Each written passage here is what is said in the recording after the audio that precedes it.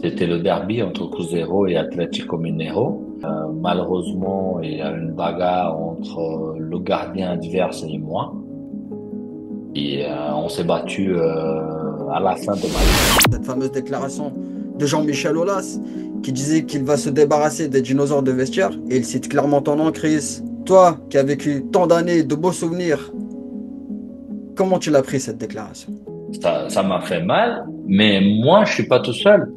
Derrière moi, il a ma famille, il y a mes enfants. C'est dur quand le président il dit que j'étais un dinosaure et un pharaon de vestiaire. S'il parle face à face à moi, Fait ou pas fait, prendre un petit pont par Ronaldinho à l'entraînement. Ça t'est arrivé ça? non. Arrête, arrête, arrête. Non, non, non, non, non, non, non, non, non, non, non, non. J'avais un truc. Yo l'équipe, j'espère que vous allez tous bien. On se retrouve pour un nouvel épisode de H2F Interview. Et aujourd'hui, j'ai l'honneur de recevoir un grand monsieur de la Ligue 1, international brésilien, Chris le Lyonnais, aka le policier, ici présent. Bonjour Chris, comment ça va? Bonjour, comment ça va? Tout va bien, merci. Et toi? Ça va, en tout cas, merci d'avoir accepté mon invitation et de te retrouver ici avec nous pour nous raconter un peu ton parcours, hein. Avec plaisir, c'est toujours de revivre les moments qu'on a vécu dans le foot, dans la vie personnelle, etc. Pour essayer d'expliquer aux fans qu'est-ce qui s'est passé, qu'est-ce qui se passe à ce moment. C'est vrai, c'est vrai. Et du coup, comme tu le sais, du coup, on va retracer un petit peu ton parcours, évidemment. Mais avant tout ça, on va quand même dire un petit mot sur la situation de l'Olympique Lyonnais. On sait que c'était une Hmm. situation très compliquée qu'a vécu le club, mais qui est officiellement maintenue en Ligue 1. Toi qui as vécu tant d'années et de beaux souvenirs avec l'OL, comment tu as vécu cette situation-là?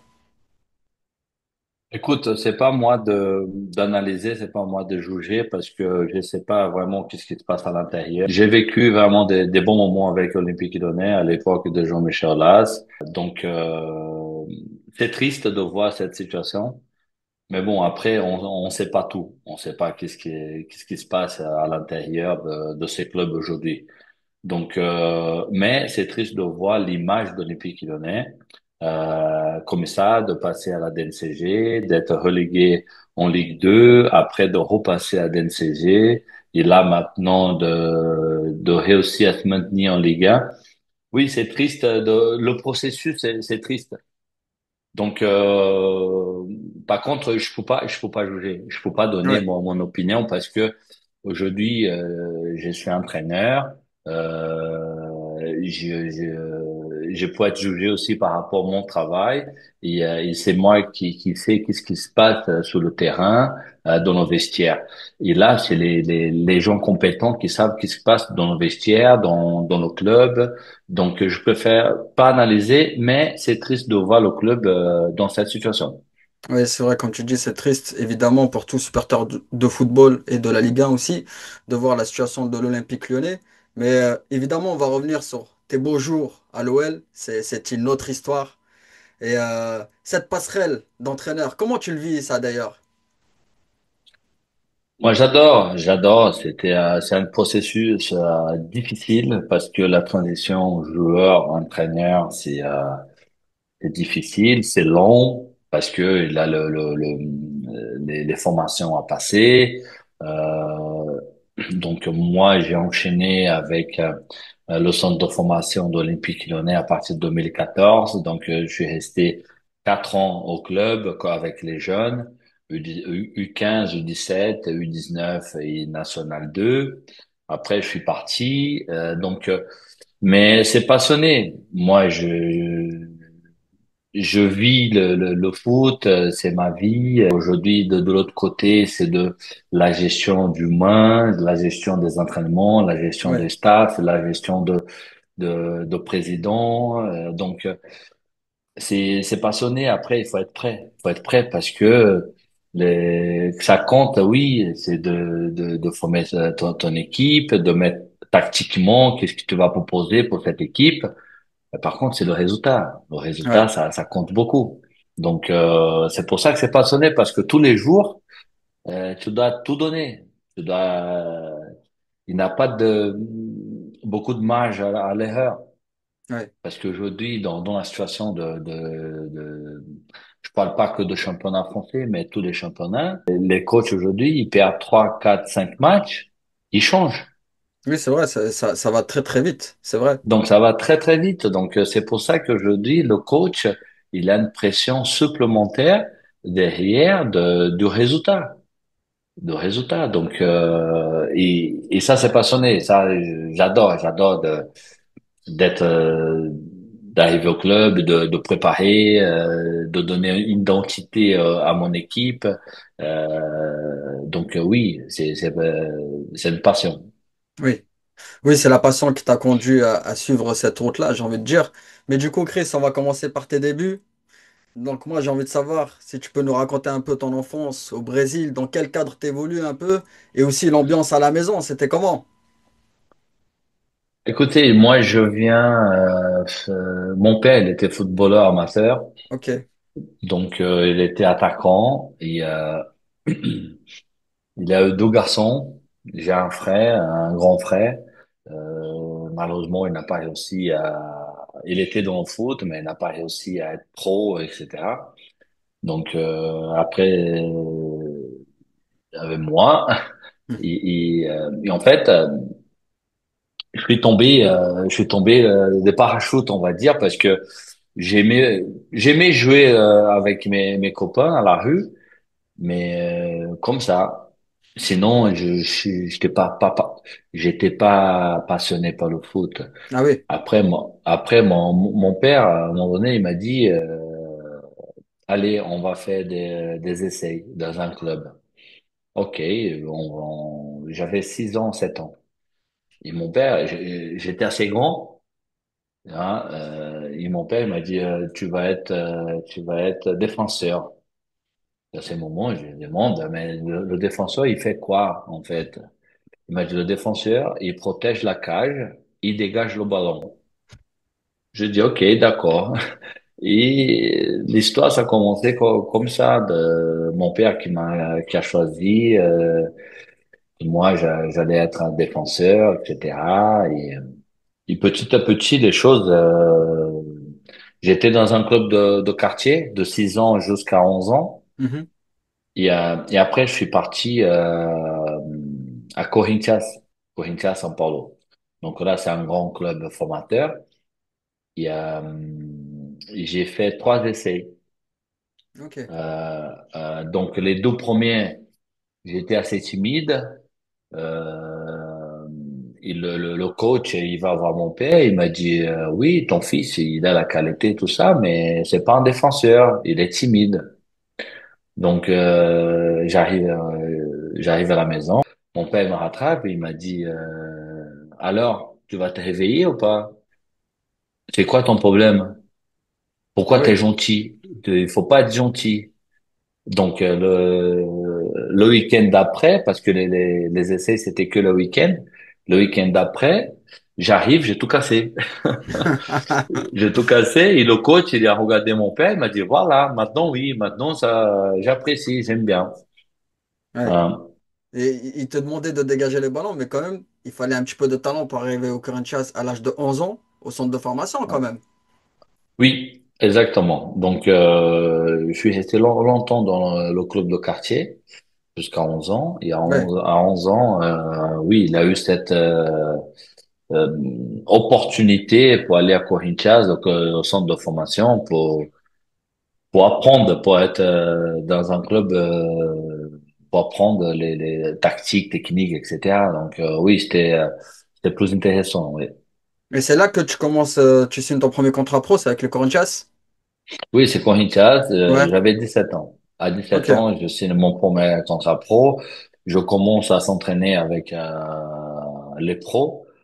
Donc, et petit à petit, voilà, ça commence à jouer un match. Je vais sur le banc, commence à prendre l'expérience avec les anciens. Donc, et quand j'avais 19 ans, j'étais titulaire déjà de l'équipe. Ouais, c'est très jeune, hein. C'est très très jeune. Et en Ouais, plus, ah après, tu ouais, passes à Cruzeiro, pas très longtemps après. Donc, ouais.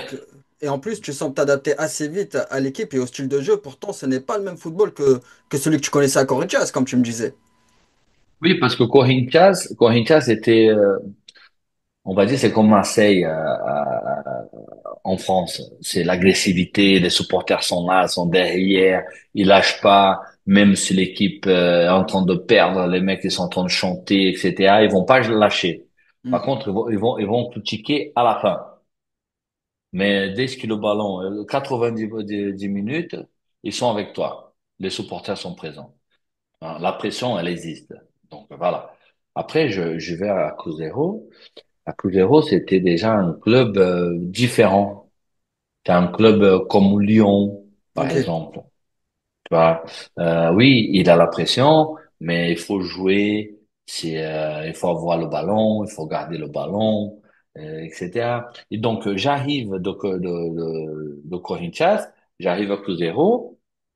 Qu'est-ce que je fais? Je commence à dégager le ballon, je commence à tirer loin, etc. Il a un coéquipier qui arrive vers moi et dit, Chris, attention, t'es plus à Corinthians. Corinthians, les supporters, ils aiment bien ça, des Hmm. guerriers. Ici, le coach, il aime bien le joueur pour jouer au ballon. Donc, et là, je dois m'adapter, je dois changer le style de jeu, quoi. Ouais, il fallait ressortir le ballon un peu plus proprement, peut-être. À ce moment-là. Et il Exactement. fallait Ouais, apprendre un autre football aussi. Mais du coup, ouais, j'ai envie de sauter, on va avancer un petit peu dans le temps parce que c'est vrai qu'arrive très vite une première expérience en Europe, à ouais, Leverkusen. En plus, à ouais, Leverkusen, à ce moment-là, Leverkusen, ça fait partie du top 3-5 européen parce qu'ils faisaient souvent des finales de Ligue des Champions, je m'en souviens en 2001. ouais, C'était pas ouais. loin de cette période-là avec Lucio, Juan. Comment ça s'est dessiné, ça? En fait, cette équipe de Leverkusen, l'année d'avant, en 2001-2002, ils ont joué les trois finales, ils ont Voilà, perdu les trois. exactement, Ils ouais. ont perdu les trois là, avec le but de Zidane Hmm. avec Madrid à la finale.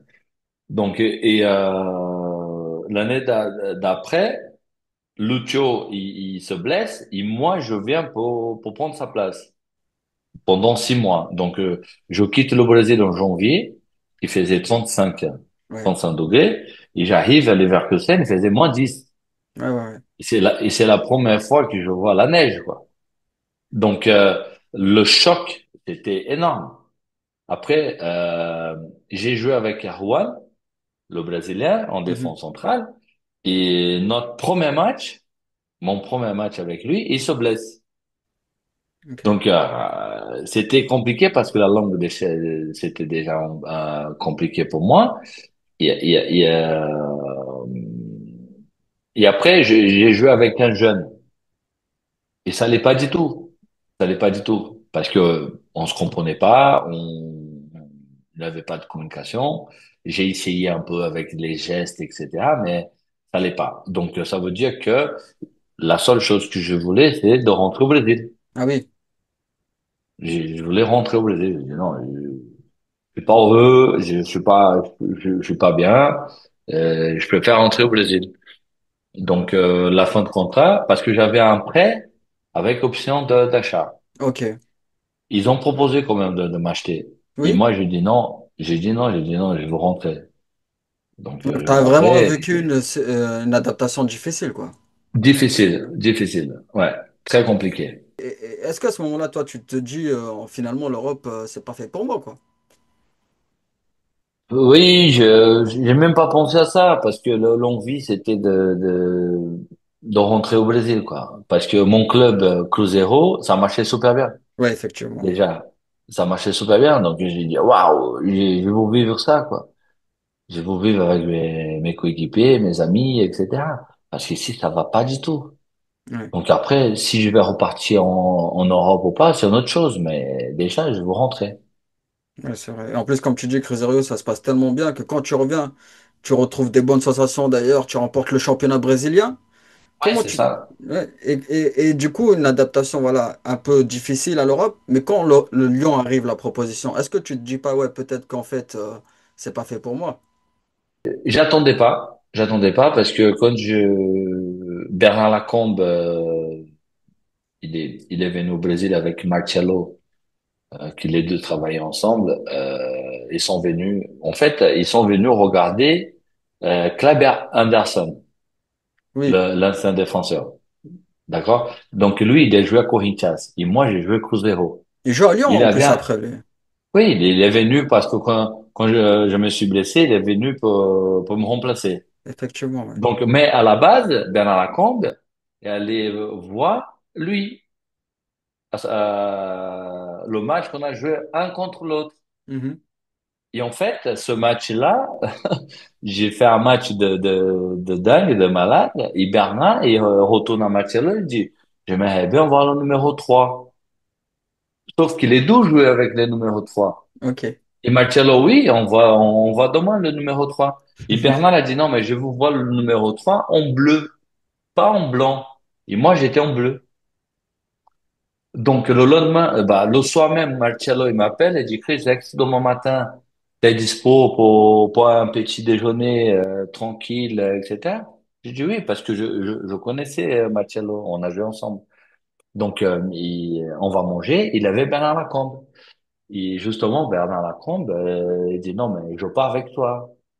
Je pars à Lyon. Eddie Milson, il part à Barcelone. Et moi, je pars avec toi. J'ai dit, bah, Marcelo, après, oui, je peux aller parce que je connaissais Lyon par Juninho en équipe nationale, par Eddie Milson en équipe nationale. Donc, on parlait, on discutait, etc. Et Juninho, j'appelle Juninho, j'ai dit, Juninho, je suis avec Bernard Lacombe, il m'a dit, Chris, viens rapide, viens vite, tu vas voir, c'est extraordinaire. Ouais, il y avait une vraie passerelle en plus entre Lyon et le Brésil. Mais moi, je vais Ouais. revenir sur Bernard Lacombe, paix à son âme, qui nous a quittés il n'y a pas si longtemps. Moi, je veux Mm. revenir parce qu'il y a un détail qui a toute son importance, parce que moi, j'avais vu un petit peu en faisant mes recherches. Faut le dire quand même qu'avant que tu arrives à Lyon, tu devais purger une suspension de 6 mois au Brésil. Déjà, comment ça se fait, cette suspension de 6 mois? Et aussi, ça aurait pu bloquer clairement ton transfert à l'OL, là. 6 mois de suspension. Oui, en fait, c'était une finale de championnat de l'État. C'était le derby entre Cruzeiro et Atlético Mineiro. Il a eu, malheureusement, il y a eu une bagarre entre le gardien adverse et moi. Et on s'est battu à la fin de match. Ah oui? Ouais, on s'est battu à la fin de match. Et malheureusement, j'ai pris une suspension de 6 mois. Sauf que cette suspension, c'était valable que au Brésil, pas en Europe. Ok, Donc je pouvais quitter je pour jouer savais ici en pas. Europe. Ouais. Donc c'était intéressant parce que le président Jean-Michel Laz, il était au courant de cette suspension. Donc euh, Paul Le Guen, le coach, il appelle Ricardo Gomez, qui était entraîneur de Paris au Bordeaux, je ne sais pas, qu'ils étaient Oui, potes. Et Ricardo, il a dit oui, fais attention avec ces joueurs parce que il prend beaucoup de cartons, et il est toujours suspendu, etc. Et Paul, le coach, il appelle le président, il dit, président, il faut qu'on fasse attention parce que voilà, c'est un joueur comme ici qui est très agressif, etc. Et le président, il dit au Bernard, non, non, non, non, je veux pas ces joueurs parce que il est toujours suspendu, etc. Il prend beaucoup de cartons rouges. Et Bernard, il a dit, non, non, non, je le prends, je pars avec lui. Donc, si oui. je pars pas avec lui, je travaille plus pour l'Olympique Lyonnais. Voilà. Ah oui, Donc, c'était clair, là, là. ouais, c'était clair. C'était clair. Bernard, il était clair. Ah oui, il a eu une vraie importance, en fait, dans ta carrière. Ah oui, il s'est battu contre tout le monde. Il Ah s'est oui. battu contre tout le monde. C'est pour ça que Bernard Lacombe, oui, malheureusement, il est parti. Je l'appelais Papy parce que, voilà, c'était une personne très, très importante par rapport au transfert et par rapport à Mario City ici à Ouais. Olympique Lyonnais. Et vous avez toujours gardé cette proximité entre vous après toutes ces années avec Ah oui, Bernard? oui, oui, Ouais. toujours en contact avec Bernard, oui, toujours, toujours, toujours. À chaque fois, on se retrouvait, à chaque fois, on discutait, on parlait. Ah oui, il est très proche. Ouais. Malheureusement, il Ouais. est parti. On pense fort à sa famille en tout cas. Parlons un peu de l'adaptation à l'OL. il y avait pas mal de Brésiliens, et t'es sur la houlette, comme tu disais, de Paul Le Guen la première saison. Tu fais une première saison, je rappelle, les gars, 45 matchs, champion de France, donc une très bonne adaptation, hein, il y a pire. Tu sors de la Copa América avec le Brésil. Comment tu vis tout ça à ce moment-là, toi? J'étais plus mature, j'étais conscient de la situation. Oui, Et moi, j'avais mis dans ma tête, j'ai dit, écoute, Chris, c'est la dernière chance, quoi. T'es venu une fois, ça n'a pas marché. T'as déjà une deuxième opportunité, une deuxième chance de revenir en Europe, chose que c'est rare.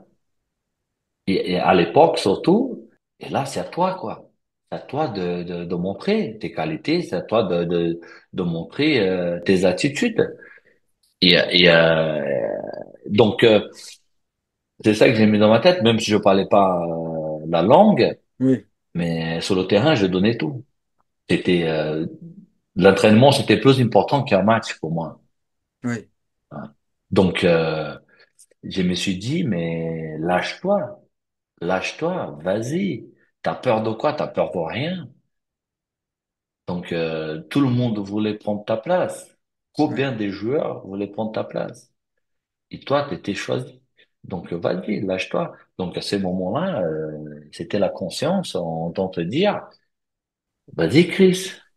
Ouais. Et tu l'as bien saisi, cette deuxième chance, j'ai envie de dire, tellement saisi fort que Ouais, tu as réussi. Et donc, tu fais en plus la paire avec Claudio Caçapa, un autre ouais. frangin à toi brésilien. Et en plus, dès ton deuxième match, tu marques contre Manchester United en Ligue des Champions. C'est fort quand même. T'arrives, et là, les supporters, ils peuvent que t'aduler. Oui, oui, oui, c'était un moment. Déjà, premier match contre Lille à Gerland, on gagne Ouais, 1-0. C'était énorme. Je me sentais super bien, super adapté, bien reçu. Et ça fait plaisir parce que quand je touche mon premier ballon, j'ai eu des applaudissements. J'ai eu les supporters qui étaient contents, quoi. J'ai dit waouh, et Juninho qui arrive et dit ah bah là c'est euh, un geste de bienvenue. J'ai dit waouh, magnifique. Je peux pas décevoir maintenant. ah ouais, Je là, peux pas c'est, décevoir. il y a la Donc pression. et là je commence à comprendre les choses, je commence à tout donner. Et le milieu de semaine, on joue contre Manchester. Et là on fait 2-2. Et je marque le but. Ah ouais, j'ai dit, ah, magnifique, je peux pas lâcher maintenant. Hein, il faut donner continuité à tout ça, quoi. Ouais, c'est ça qui est fort, c'est qu'une fois que tu as saisi cette chance-là, tu inscris ce fameux but contre Manchester et derrière, dans ta tête, tu te dis, faut pas lâcher maintenant. Ça veut dire, c'est là, il faut mettre Ouais, les bouchées doubles, quoi. c'est ça, parce que à chaque fois, il a le relâchement. Ah, tu Et peux on peut. réussir tes débuts et après tu peux relâcher. Je lui dis non, mais je peux pas relâcher. Ouais, c'est C'est clair. magnifique, donc je dois continuer à te donner. Ouais. Et du coup, tu fais pas mal de saisons à l'OL. Tu remportes d'ailleurs 4 titres de champion de France. Tu as aussi connu beaucoup de coachs, notamment un, je vais m'arrêter dessus un petit peu, c'est Alain Perrin, avec qui ça se passe un peu moins bien, sur plusieurs aspects d'ailleurs en plus. Alain Perrin, c'est le seul qui a gagné le doublé, quoi. Donc, En plus. Mais parce qu'il était pas mal euh, critiqué dans la presse à cette oui, époque-là. il était pas mal critiqué. Après, il avait un adjoint aussi, Christophe Galtier,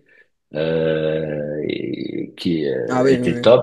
Ah ouais, bah aujourd'hui, c'est un coach exceptionnel. Donc, il avait cette vision déjà.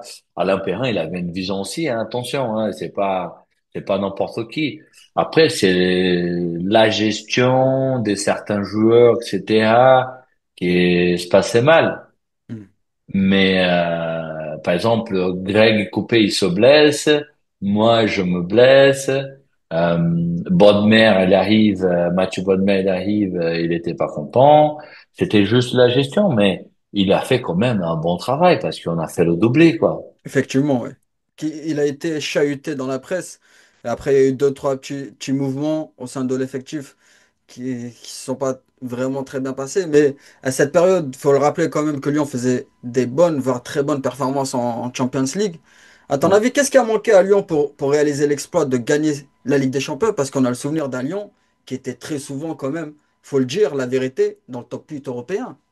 Oui, ouais, ouais, bah, pour dire qu'est-ce qui manquait, oui, c'est compliqué parce que sur le papier, on avait une belle équipe. Sur le terrain, on avait une très, Bah très belle oui, équipe.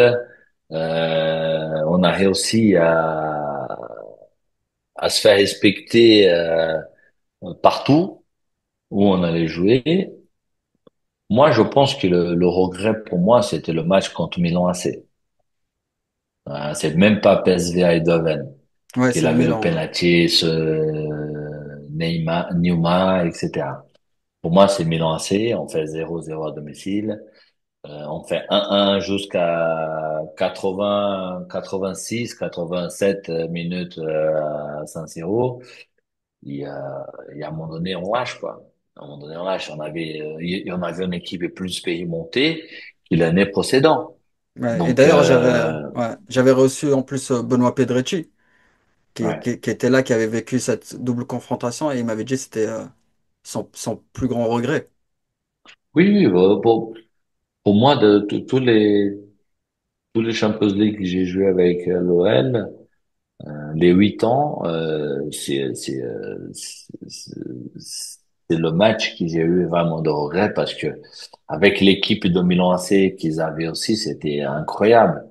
Et on a réussi à les neutraliser, les bloquer jusqu'à 85 minutes. Jusqu'à la fin, on a lâché, on a oublié, quoi. Oui, Ouais. oui, oui. Ah, ça nous a marqué la période de Lyon. Ça nous a tellement marqué Lyon en Ligue des Champions. Mais du coup, à l'OL, tu restes un peu plus de 8 ans au club. Tu remportes ton dernier titre de champion de France en 2008. Toi, Hmm. en tant que joueur qui a vécu toutes ces années-là, est-ce qu'à un moment donné, tu as senti quand même qu'une page était en train de se tourner? Je pense que on a commencé à comprendre les anciens et la page allait se tourner avec l'arrivée de Claude Puel. Mais la deuxième année où certains joueurs ils ont commencé à partir, Juninho il est parti, Kim Karlström il est parti, Anthony Réveillé il est parti, Ah oui, donc mais je pense que c'est pas à cause de Claude Puel. C'est par rapport à la durée. Je pense que les joueurs, ils avaient tout gagné, on avait tout gagné. Il fallait un changement, je pense. Donc, à ce moment-là, oui, les jeunes qui arrivaient derrière, comme Umtiti, Lacazette, Gonalon, à un moment donné, il fallait laisser la place parce que en 2012, on va jouer le trophée champion à oui. New York, et là, ça commence déjà.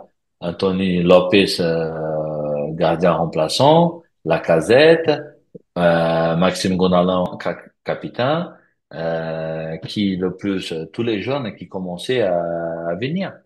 Ah ouais, tu voyais quand même qu'il y avait un changement qui était en Oui, train de s'effectuer là.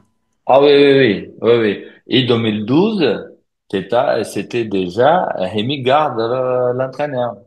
Oui, ça arrive vite derrière quoi en plus. C'est vrai que Claude Puel, quand il arrive, et signe un contrat de 4 ans, ça voulait déjà tout dire. 4 ans.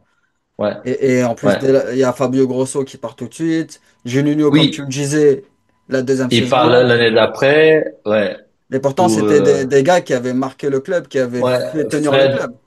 Fred, Fred qui part, Casapa, il avait parti la première année, donc il avait tout ça. Donc tu vois qu'il a un changement.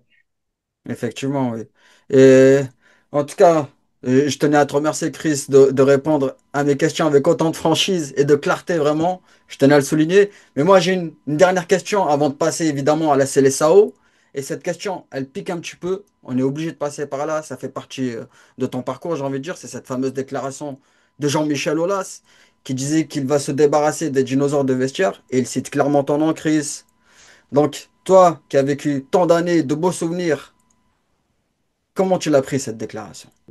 J'ai pris mal, j'ai pris mal parce que avec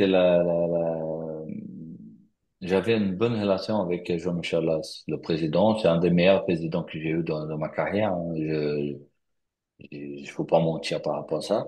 Donc, j'ai pris mal parce qu'il avait cette opportunité et cette liberté de m'appeler et de me dire, voilà, Chris, on va pas jouer la Coupe d'Europe l'année prochaine et je peux pas te garder, Mhm. d'accord? Et il pouvait faire ça. On allait discuter. J'ai beaucoup de respect pour lui. J'ai beaucoup de respect pour le club. On allait trouver une solution pour que je parte. Donc après tout ce qu'il est sorti, le dossier qu'il est sorti sur le progrès, oui, ça m'a fait mal, mais moi je suis pas tout seul. Derrière moi, il a ma famille, il a mes enfants, Oui, donc il a des amis, donc c'est dur. C'est dur quand le président il dit que j'étais un dinosaure et un pharaon de vestiaire avec d'autres joueurs bien sûr, mais non il fallait poncer un peu plus par rapport les gens qui sont derrière moi. S'ils parlent face à face à moi en disant Chris t'es un pharaon, t'es un dinosaure de vestiaire, je veux pas te garder pour la saison prochaine, on va discuter, oui. hein, Toi, on tu va l'apprends dans la discuter. presse. J'ai pris dans la presse, Ah, je savais pas. vous n'avez pas parlé entre vous avant. Ok, je savais pas. Non, non, non, j'ai pas eu de discussion avec le président. Ok, ok. Mais bon, après, on comprend les choses. Je sais que le club, c'était la transition, il fallait dégager les anciens, etc. Mais c'était la manière, quoi. Ok, je comprends, je comprends. Bon, du coup, on va passer à la sélection nationale du Brésil. Tu comptabilises 41 sélections et demie, c'est important de le dire, dans un gros effectif. Tu remportes d'ailleurs la Copa América en 2004. Mm. Raconte-nous un peu la Seleção. En plus, il me semble que tu rates de peu, hein, la Coupe du Monde 2002, non? Oui, oui, oui, je rate un. J'étais dans l'effectif, j'étais sur la liste, sauf que j'ai eu une période compliquée. J'ai pris deux, trois cartons rouges avant la convocation finale. Et malheureusement, le coach Scolari, il m'appelle, il dit, ben, je peux pas t'amener, quoi. Parce que j'ai besoin des joueurs à 100%, ce sont 7 matchs. Donc, j'ai besoin des joueurs à 100%, avec le cerveau vide, la tête vide. Je dis, bah, écoute, je peux faire. C'est Oui, vous l'entraîneur. Euh, mais j'ai vécu des moments extraordinaires avec la sélection. Et je viens d'une génération magnifique, extraordinaire. Quand évidemment. tu vas, ouais, quand tu, le rassemblement, quand tu vois des joueurs comme Cafu, Roberto Carlos, Kaká, Ronaldinho, Ronaldo, Rivaldo, Robinho, Adriano, Gilberto Silva, tu vois, on peut rester ici, on peut parler Ouais, j'ai joué, j'ai pris à la fin de Romario, donc c'est c'est énorme. incroyable, c'est incroyable. Une génération incroyable. Est-ce que pour toi, cette génération-là fait partie de la plus talentueuse de l'histoire du Brésil? Je pense que oui, je Ouais, pense que oui, surtout que en 2002 on était champion. ouais, En 2006 on n'a pas gagné. Franchement, on n'a pas gagné parce qu'on a pensé que qu'on était champion déjà avant de jouer. ouais, C'est dommage. C'est dommage parce que sur le papier on était là, mais on avait une super équipe, c'est vrai, ouais. super équipe. Mais c'est une génération incroyable. En Incroyable. regardant Ballon d'Or, on a Kaká, Rivaldo, Ronaldo, Ronaldinho. Ah ouais, on a Ça les deux n'existe plus, meilleurs, ça. Ça n'existe oui, pas on a les deux meilleurs latéraux, Cafu et du monde, Roberto Carlos. de l'histoire. On a Dida, dans la cage. Ah oui, mais, et, franchement, je garde vraiment que Ouais. des bons souvenirs par rapport à ça. Vraiment des étoiles plein les yeux pour tout fan de football là. Et est-ce que toi, tu as Ouais. subi un bizutage particulier? Parce que j'ai le souvenir d'une déclaration moi, de Ronaldo qui disait que son bizutage à lui, c'était de servir le café à Romario. T'as eu à vivre ça, toi? Non, non, non, j'ai pas. Non, non, non. Ronaldo, il était assez jeune. Il avait 17 ans à l'époque quand il a commencé en 94, C'est pour quoi. ça qu'il Donc, servait le café, hein. ah ouais, il savait les cafés, mais c'était Là, c'est pas obligé. pareil, là. Oui, Non, non, non. Moi, non, j'ai pas participé de ça. Non, j'étais tranquille, moi. ouais.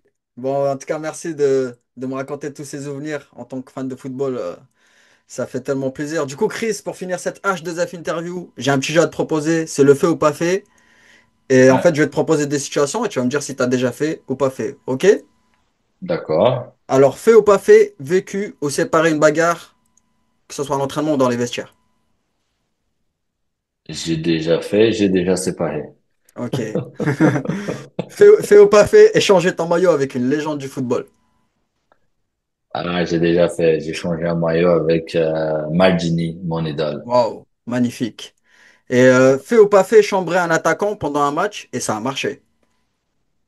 Non, j'ai jamais chambré personne. J'étais dur, je rigolais pas, je menaçais pas. Moi, D'accord. je faisais en fait. Alors, fait ou pas fait, te faire un gros kiff à toi ou à l'un de tes proches avec ton premier vrai gros salaire. Non, je fais kiff à ma famille, à mes parents. Très bien, très bien. Et il en reste deux. Fait ou pas fait, pleurer après une défaite importante, même si personne ne t'a vu. Oui, j'ai déjà fait. J'ai déjà fait. Bah, je cache pas, mais l'élimination contre Milan AC, oui, Ouais. j'ai pleuré vraiment. Ok, ok. Et pour finir, fait ou pas fait, prendre un petit pont par Ronaldinho à l'entraînement. Ça t'est arrivé ça? Non. Arrête, arrête, arrête. Non, non, non, non, non, non, non, non. J'avais un truc avec moi, c'est qu'il y a jamais les deux. Ou le ballon, ou le joueur qui Ouais, passait. ouais. Jamais les deux en même temps. Donc, non, non. Super, super. En tout cas, voilà, merci Chris pour ta franchise. Ça m'a fait vraiment plaisir d'échanger avec toi. Vraiment, merci. Bah, merci, merci pour l'opportunité. En tout cas, je te souhaite le meilleur pour la suite et merci à vous l'équipe d'avoir suivi cette H2F interview et je vous dis à bientôt. Ciao. À bientôt, ciao.